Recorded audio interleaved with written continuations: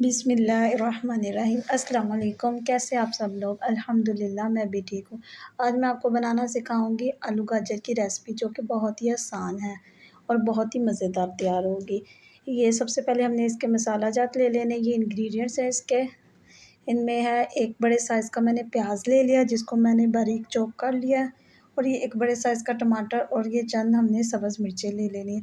और ये मैंने हाफ़ के जी गाजर ली, जो कि मैंने धो के अच्छे से कटिंग कर ली। और ये मैंने 2 बड़े साइज़ के आलू लिए, और ये 1 गुट्टी मैंने मेथी की ली है। अब हम फ्लेम ऑन कर लेंगे और एक बर्तन लेंगे, जिसमें मैं 2 बड़े साइज़ के 2 बड़े चम्मच घी के ऐड करूँगी और अच्छे से गरम कर लेंगे। गरम होने के बाद अब हम इसमें डालेंगे प्याज़ और इसको अच्छे से फ्राई कर लेंगे। इसको हमने गोल्डन ब्राउन करना, ज़्यादा ब्राउन नहीं करना।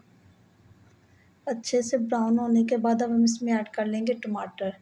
टमाटर के साथ हम डाल देंगे 1 चम्मच अदरक लहसुन का पेस्ट, हाफ़ चम्मच नमक और आधा चम्मच ये हल्दी का।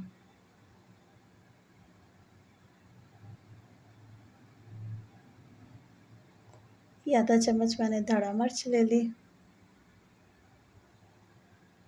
और आधा चम्मच ही सुरख मिर्च पाउडर का।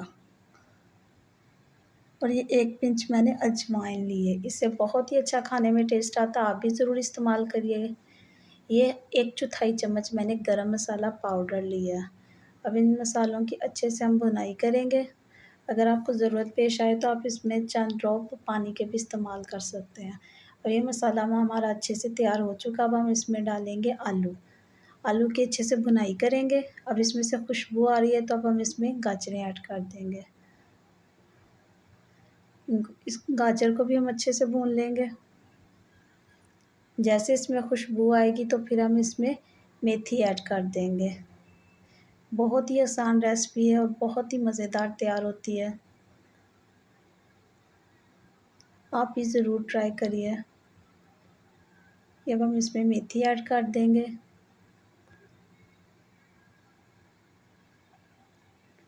अच्छे से अब हम इसकी भुनाई कर लेंगे।